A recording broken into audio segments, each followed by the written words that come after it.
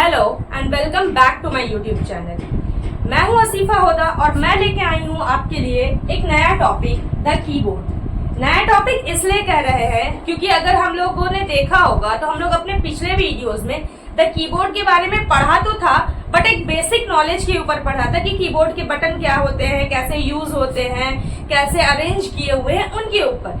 But हम लोगों ने ये आगे चल के डिस्कस करने के बारे में सोचा भी था कि हम उसके जो इम्पोर्टेंट कीज है, जिनके अलग अलग तरह के फंक्शंस हैं, उसके बारे में पढ़ेंगे। तो हमारे बोर्ड पे देख रहे होंगे कि लिखा हुआ है अल्फा न्यूमेरिक कीज और दी मॉडिफायर कीज। ये दोनों एक ऐसा की है जिसके बारे में जानना भी हमें जरूरी है, और इनके अलावा भी कुछ ऐसे कीज होते हैं जिनके बारे में हमें जानना होगा। बट फिलहाल हम अभी अल्फा न्यूमेरिक कीज और दी मॉडिफायर कीज के बारे में पढ़ेंगे। तो अल्फा न्यूमेरिक कीज क्या होता है? अल्फा न्यूमेरिक, अगर हम इसे दो पार्ट में डिवाइड करें तो ये क्या है? एक तो हमारा है अल्फा प्लस, अगर दूसरा पार्ट अगर हम देखें तो दूसरा पार्ट हमारा क्या है? Numeric. Alpha numeric, alpha include करता है अल्फाबेट्स को, जो हम अल्फाबेट्स लिखते हैं उन्हें, और न्यूमेरिक इंक्लूड करता है नंबर्स को, जो भी हम नंबर्स लिखते हैं। अब अल्फाबेट अगर देखें तो A to Z पूरा अल्फाबेट, स्मॉल और कैपिटल दोनों ही इंक्लूड होंगे, और नंबर्स में 0 to 9 पूरे ही इंक्लूड होंगे। तो alpha plus numeric is equal to alpha numeric. हम उन्हें डायरेक्ट भी लिखते हैं अल्फा न्यूमेरिक कीज। तो अल्फा न्यूमेरिक कीज को दो पार्ट में डिवाइड किया गया है, यानी वो दो अलग अलग वर्ड से जुड़ के बना है। एक है अल्फा और दूसरा है न्यूमेरिक। अल्फा का मतलब होता है अल्फाबेट और न्यूमेरिक का मतलब होता है न्यूमर्स। अल्फाबेट इंक्लूड करता है A to Z के सारे वर्ड्स, चाहे वो कैपिटल हो चाहे वो स्मॉल हो। उसी तरीके से नंबर्स इंक्लूड करता है 0 to 9 के सारे वर्ड्स, यानी 0, 1, 2, 3, 4 सारे 9 तक। तो ये होता है अल्फा न्यूमेरिक कीज। अब अल्फा न्यूमेरिक क्या होता है ये तो पता चल गया, बट अल्फा न्यूमेरिक में क्या क्या इंक्लूड होता है, किन किन बटन्स को हम अल्फा न्यूमेरिक कीज में इंक्लूड करते हैं। तो कॉमनली 3-4 बटन ऐसे हैं जिन्हें हम अल्फा न्यूमेरिक कीज में इंक्लूड करते हैं, जैसे कि स्पेस बार, कैप्स लॉक, फिर हमारा हो जाता है टैब, और एक और बटन है जिसे हम कहते हैं एंटर। अब ये 4 ऐसे कॉमनली यूज्ड अल्फा न्यूमेरिक की हैं जो हम बहुत ही ज्यादा यूज करते हैं। मतलब अगर आप कुछ भी लिख रहे हो, अगर आप एक्सेल पे कुछ बना रहे हो, या फिर अगर आप वर्ड पे कुछ बना रहे हो, या फिर अगर आप नोटपैड पे कुछ लिख रहे हो, या फिर अगर आप प्रोग्रामिंग लैंग्वेज जैसे C, C++ या जावा, इन सब में भी अगर आप कुछ बना रहे हो, तो आपको इन सारे बटन्स में से कुछ ना कुछ का यूज करना हो ही जाता है। जैसे कि अगर हम बात करें, अगर आपको लग रहा होगा कि C++ में इसका क्या काम है, जब हम प्रोग्रामिंग लिखते हैं तो हमें स्पेस भी डालना होता है, हमें इंटर भी दाबना होता है, या फिर हमें टैब की भी कभी कभी जरूरत पड़ती है। कुछ लेटर्स है जो हमें कैपिटल्स में लिखने होते हैं, तो उनके लिए हमें इन सारी जगहों पे इनका यूज करना पड़ता है। अब स्पेस बार का क्या काम है? स्पेस बार वो समझ में ही आ रहा है, आपके कीबोर्ड पे एक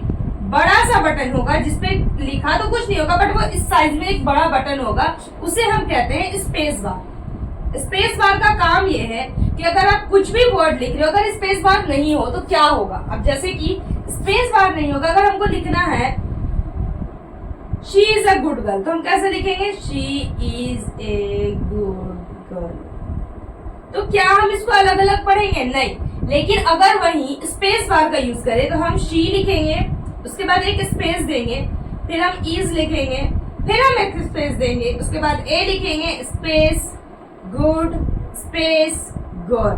तो इससे क्या होगा कि आप हर वर्ड के बीच में जिसे आपको तोड़ना है, या जिसे आप एक स्पेस के बाद पढ़ना चाहो, तो आप स्पेस दे सकते हो। ये आपको समझ में, जब इसमें बहुत सारे वर्ड इंक्लूड होंगे तो आपको समझना काफी ज्यादा डिफिकल्ट होगा। वहीं इसमें स्पेस है तो हमें समझना आसान होगा। शी एक वर्ड है, इज एक अलग है, ए अलग है, गुड अलग है, और गर्ल अलग है। ये तो हम एक में इंक्लूड कर देंगे। तो ये लिखने से बेहतर होता है कि हम ये लिखते हैं, और इसे लिखने के लिए हमें यूज करना पड़ता है स्पेस बार का। तो ये है हमारे स्पेस बार का काम, यानी कि वो वर्ड्स के बीच में जिस तरह से हमें स्पेस चाहिए उस तरह से वो हमें स्पेस प्रोवाइड करता है और इससे हमारा लिखना आसान हो जाता है और लोगों को जो हम लिख रहे हैं वो काफी अच्छे तरीके से समझ में आता है। उसी तरीके से नेक्स्ट है कैप्स लॉक। अगर हम कैप्स लॉक को स्किप करते हैं यानी कि अभी छोड़ते हैं और दूसरे वाले पे पढ़ते, तीसरे वाले पे पढ़ते हैं टैब। तो टैब का क्या काम है? As similar as space bar but slightly different. How it is slightly different? Because tab का भी यूज काम तो यही होता है कि वो स्पेस ही देता है। हम सिर्फ जनरली अगर आप एक्सेल, वर्ड, नोट, C++ या जावा में अगर आप कुछ लिख रहे हो या कुछ ऐसे लैंग्वेजेस में लिख रहे हो जिसमें आपको स्पेस देने की जरूरत है, एक लॉन्ग स्पेस देने की जरूरत है, तो आप बाकी अलग अलग जगहों पे आपका अलग अलग तरह से भी काम ये करता है। ऐसा नहीं है कि इसका सिर्फ और सिर्फ यही काम है, नहीं, आपको अलग अलग आप देखोगे तो अलग अलग जगहों पे आपको मिलेगा। जैसे एक वर्ड का सिर्फ एक मतलब नहीं होता है, उसी तरीके से हर बटन्स का हर प्रोग्राम में सिर्फ एक ही काम नहीं होता है, अलग अलग प्रोग्राम में उसका अलग अलग वर्क भी हो सकता है। तो अगर हम टैब को देखें तो वो एक लॉन्ग स्पेस जनरेट करने के लिए यूज होता है। लॉन्ग स्पेस जनरेट करने के लिए जैसे कि अगर हम लिख रहे हैं, यहाँ नेम लिखा, फिर एक लॉन्ग स्पेस के बाद यहाँ हम प्लेस लिखा और यहाँ हम एनिमल लिखा, ठीक है। मान लो कि यहाँ पे तो हम स्पेस डाल के लिख लिया क्योंकि हमें बस एक लाइन लिखना है। अब नेक्स्ट हमें फिर यहाँ नेम लिखना है, तो अगर हम फिर यहाँ नेम लिखते हैं, मान लो यहाँ पे हम ऐश लिखा, यहाँ पे हमें प्लेस लिखना, तो अब ये कितना स्पेस यहाँ पे हम डाला था फर्स्ट बार में हमें याद ही नहीं है। तो हम क्या टैब का यूज करते हैं। एक टैब दाबने से क्या होता है, एक लिमिटेड स्पेस जो है आपका जनरेट हो जाता है as compare to the space bar. आपको बार बार याद करना पड़ेगा कि आप कितनी बार स्पेस बार दाबे। बाय द वे अगर आप भूल गए तो आपको याद, अगर 4 इसमें 3 डाल दी उस टाइम तो आपको नहीं पता चलेगा, लेकिन जब आप बाद में लिखोगे तो आपको लगेगा कि वो थोड़ा टेढ़ा हो रहा है। मोस्टली ये कब दिखता है, जब आप नंबर्स प्लस अल्फाबेट दोनों को यूज करके कुछ लिखते हो, क्योंकि अगर आप 1 लिखते हो तो इसमें ज्यादा जगह नहीं लेता है, ठीक है। वहीं आप 0 लिखते हो तो इसमें ज्यादा जगह लेगा क्योंकि उसका ओवल शेप की वजह से। 8 लिख रहे हो तो ज्यादा जगह लेगा, है ना। कुछ नंबर्स आपके स्पेस ज्यादा लेते हैं as compare to the other numbers, तो उसमें आपको ज्यादा दिक्कत होता है। अगर हम टैब का यूज करते हैं तो वो एक exact amount of space generate करता है, जिसके वजह से हम एक सिंगल लाइन में सब कुछ को लिख सकते हैं। जैसे कि अगर हम टैब दाब के लिखा नेम, उसके बाद स्पेस नहीं दाबा बल्कि हम एक टैब दाबा, तो वो एक एक्यूरेट स्पेस आपके लिए खाली कर दिया। उसके बाद आप प्लेस लिखे, फिर आप टैब दाबे और फिर एनिमल लिखे, फिर हम नीचे उतरे, नीचे लाइन में आए, तो उसके बाद फिर हम यहाँ पे नाम लिखना तो हमको लिख दिया ऐश, फिर हम टैब दाबे तो वो उतना ही स्पेस जनरेट करेगा जितना वो पहले स्पेस जनरेट कर चुका है, ठीक है। तो अब हमको प्लेस लिखना, तो मान लो हम बिहार लिख देते हैं, ठीक है। अब हमको एनिमल लिखना है तो हम लिख देते हैं टाइगर, ठीक है। तो ये क्या है, एक परफेक्ट स्पेस है जो पूरा एक सीरियल वाइज चला आ रहा है। तो ये यूज हुआ टैब का। हम कैप्स लॉक को अभी भी छोड़ते हैं और हम नेक्स्ट इंटर के तरफ जाते हैं, क्योंकि अगर जब आप ये टॉपिक समझ रहे हो तो इसी के थ्रू आप इंटर टॉपिक भी समझ सकते हो और वो आपको काफी आसानी होगा समझने में। कैसे?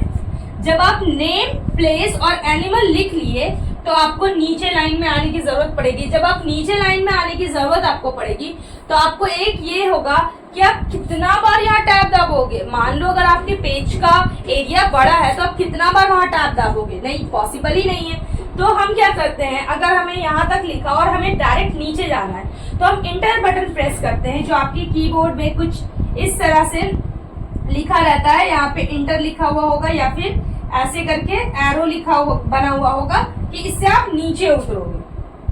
ऐसे एरो हो सकता है, ऐसे एरो हो सकता है, कोई भी एरो डायरेक्शन इंटर लिख के आ सकता है। तो अगर हम एनिमल लिखा, हमें इंटर दाबा, हम नेक्स्ट लाइन में डायरेक्टली पहुंच गए।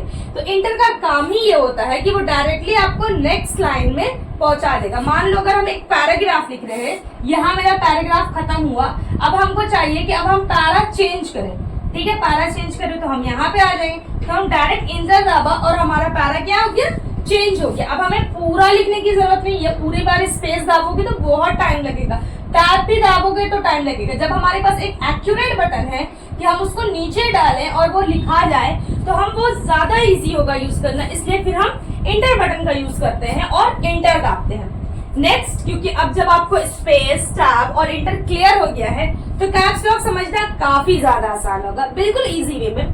कैप्स प्लस लॉक, यानी कि ये कैप्स को लॉक कर देता है। कैप्स को कैसे लॉक करता है?